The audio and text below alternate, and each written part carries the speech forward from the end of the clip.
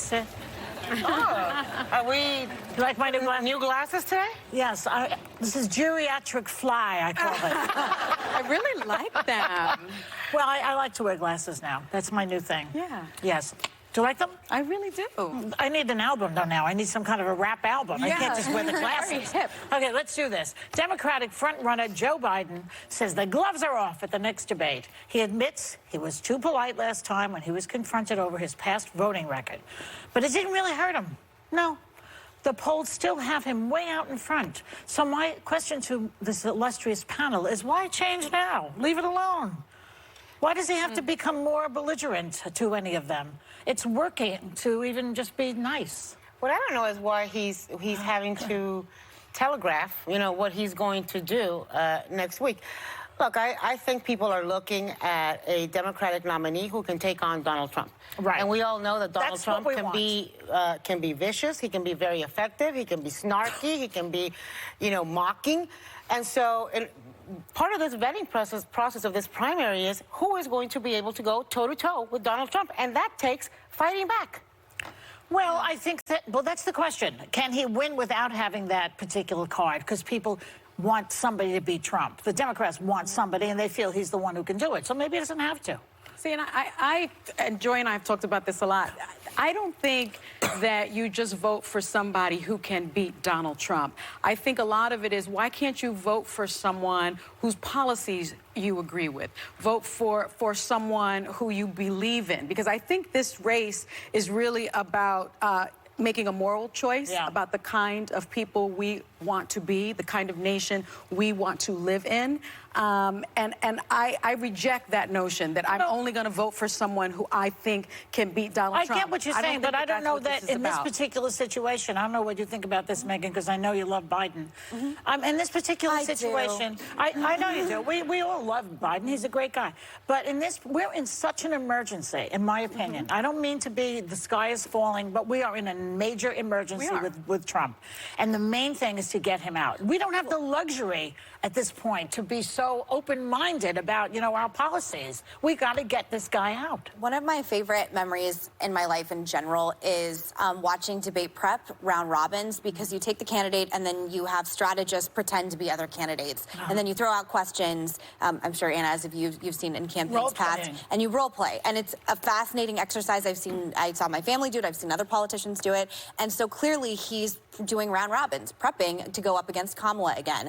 I think Kamala should become bared and ready, because I think there are a lot of different candidates that are going to be coming for her, because she did so strongly last time. I will say you're seeing Tulsi Gabbard take hits at her. What she said about Joe Biden and busing last time was perceived by a lot of people as, you know, sort of incendiary in a lot of ways, especially when it came out that their political stance on busing, there really was not very much of a difference. So I think if you're Kamala Harris, you have to be ready for that entire stage to do a dog pile on you. And I also think what you said about the polling, it isn't impacting him. He's still far and large ahead of the pack. Just like the polling doesn't impact Trump with his base. Nothing changes on certain people. But listen, but Biden has gone down a few notches, and Kamala Harris went up like 9 points. But I think part of the reason Kamala was so effective last time, and so was Julian Castro against Beto, it was the element of surprise.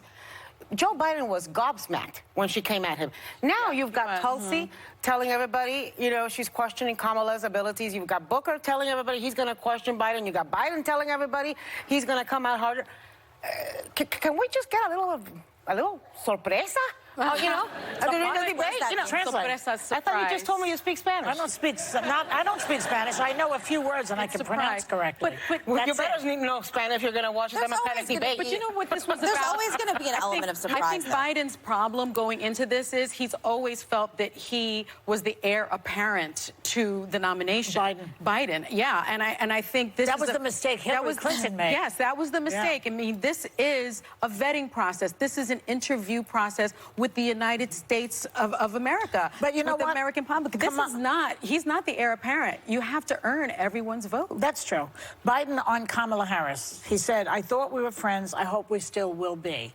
And I think that is him saying, I'll be the nominee. She can be my vice president. I don't want any animosity between the two of us. Let's be friends. I don't think it's anything more than that. I don't care who the nominee is. I hope they're all going to be friends and they're going to all to work towards electing that nominee. Did you see today One of the problems that we had in 2016 was the Bernie bros and the Bernie people, you know, still being a little bitter about Hillary Clinton. So this time, the lesson learned is get over it and get over it quick because you got to beat Donald Trump. That's true. That's what we want. But part of the problem right now is that it is a clown. It still is like a clown car of candidates, like 22, 24, depending on which How many which did day the it is. Republicans have when they were fighting? 17, I believe. So it's up there. And it can have the same impact. And I will say that, look, I understand Democrats are looking for who's going to be the strongest. I'm looking for what crazy crap Marianne Williamson's going to say. I'm looking forward to seeing what crazy radical stuff. If you're going to raise your hand and say that all illegal immigrants should have health care when they come into this country,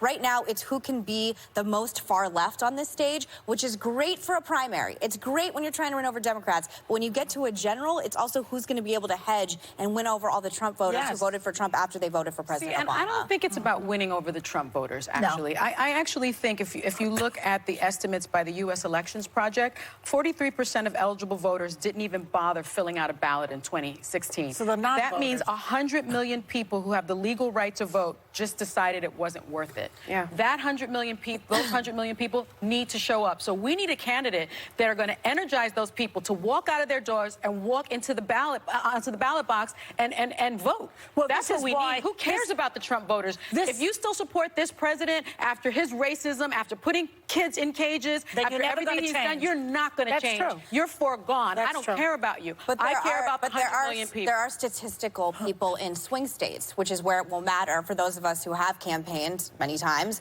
in Ohio and Pennsylvania and places in the middle of the country that are up for grabs. So yes, there are groups of voters, independents, that did opt out in the last election that, yes, that's up for grabs. But don't underestimate the power of swing states. Hillary Clinton won by, what, 3 million voters? 3 million. But ended up losing in the Electoral College. And whether people like it or not, the Electoral College is how you win and die in this election cycle. So again, you want to wax poetic about not caring about these people. These people in Ohio, West Virginia, Pennsylvania, they're up for grabs, and you got to go to VFW halls. This is why I think Pelosi's right. This is why Pelosi is right. Something.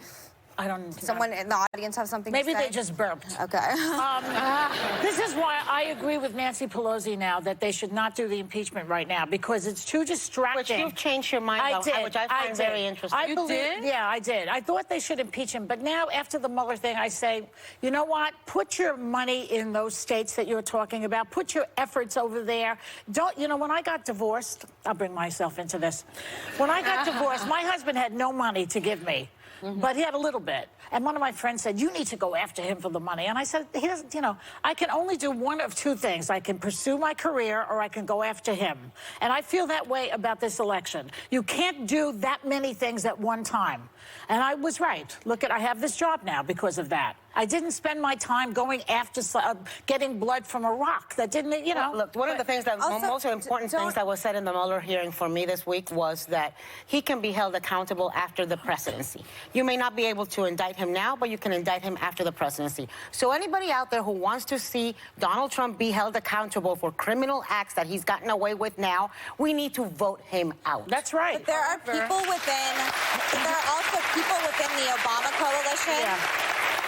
And again, you don't have to take my word for it. I'm just the Republican at the table. But I will say that I'm a registered Republican, too. I've been a Republican since I was 8 years old. Sorry, honey. I'm the conservative at the table. The Democrats don't automatically get my vote. But I will say people like David Axelrod and people within the DNC concede that Hillary Clinton made fatal errors by not going to places like Wisconsin. In the last 3 weeks of the election, she didn't even go there. That's what I'm saying. She sent surrogates like Lena Dunham there expecting that to win over voters. And again, you live and die by swing states. You just do. That's how presidential politics has been happening for the last 200+ years. All right, let me show you Those people voted for President Obama. Yes, and then voted for Trump, and those are the people that can be changed. Can vote. Well, and you know what? And some of those people voted for the pot-smoking guy from New Mexico, or Jill Stein, you know, and they woke up the next morning feeling hungover and with great garden remorse that's going to last for 4 years. But the majority of those people stayed home. No, but 80,000 votes in Wisconsin made a difference in the last election. Right. Don't ever underestimate the power of And I think that Joe Biden can get those votes. I do too. Coming up, I want to talk about Mitch McConnell. Your favorite subject. Please. This man gives me